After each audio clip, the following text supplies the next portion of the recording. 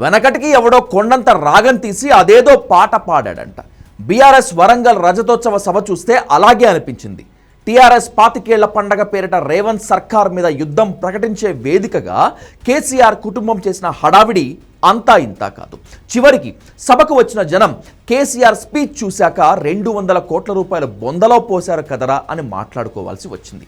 ప్రభుత్వంపై ఉన్న వ్యతిరేకతని క్యాష్ చేసుకోవటానికి 200 కోట్లు ఖర్చు పెట్టి సిల్వర్ జూబ్లీ సభ చేస్తే వచ్చిన జనం 1.5 లక్షలు దాటలేదు.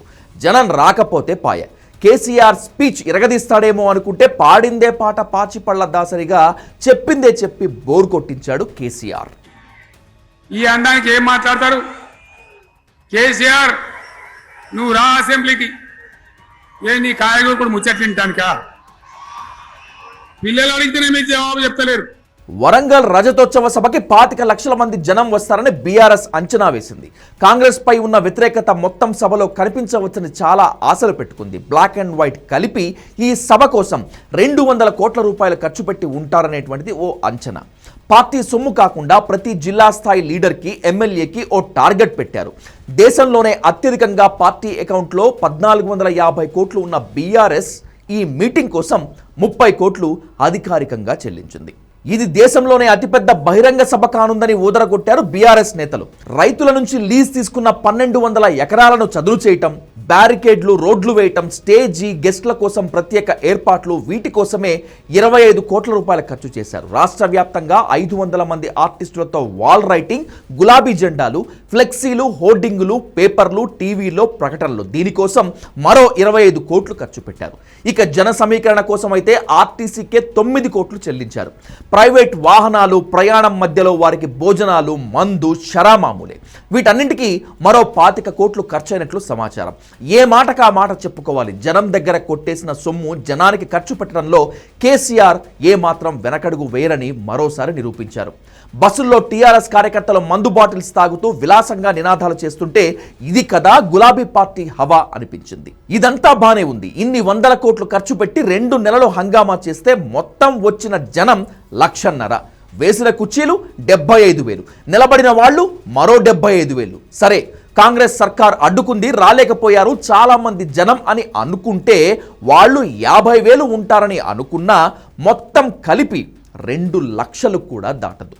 మనిషికి 500 రూపాయలు ఇచ్చి బిర్యానీ ప్యాకెట్లు, మందు బాటిల్స్ ఇన్ని సప్లై చేసినా కూడా జనాన్ని తీసుకురావటం కష్టమైపోయింది.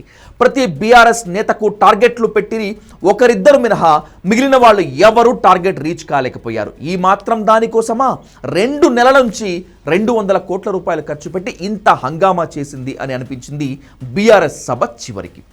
ఇక కేసీఆర్ స్పీచ్ విషయానికి వస్తే అంతన్నాడు ఇంతన్నాడు గంగరాజు, అయినాక వగ్గిస్తాడే గంగరాజు అన్నట్లు అసలు కేసీఆర్ వస్తే భూకంపం పుట్టిస్తాడు అన్నట్టుగా బిల్డప్ ఇచ్చారు.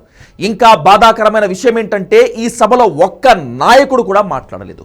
కేసీఆర్ స్పీచ్కి మళ్ళీ ఎక్కడ ఆటంకం కలుగుతుందో అన్నట్లు సభ మొత్తం వన్ అండ్ ఓన్లీ కేసీఆర్ స్పీచ్తో అదిరిపోవాలి అనుకున్నారు. కేసీఆర్ హెలికాప్టర్లో దిగి సభపైకి రావటానికి చాలాసేపు వేచి ఉండాల్సి వచ్చింది. సరే, వచ్చిన తర్వాత అయినా ఎరగదీశాడా అంటే మళ్ళీ పాడిన పాటే పాడాడు. అవే పిల్లి శాపనార్థాలు, అవే తిట్లు. కేసీఆర్ స్పీచ్లో కనీసం కొత్త తిట్లు కూడా లేవు.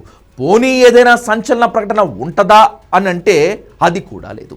కాంగ్రెస్ రేవంత్ టార్గెట్గానే కేసీఆర్ స్పీచ్ మొత్తం సాగింది.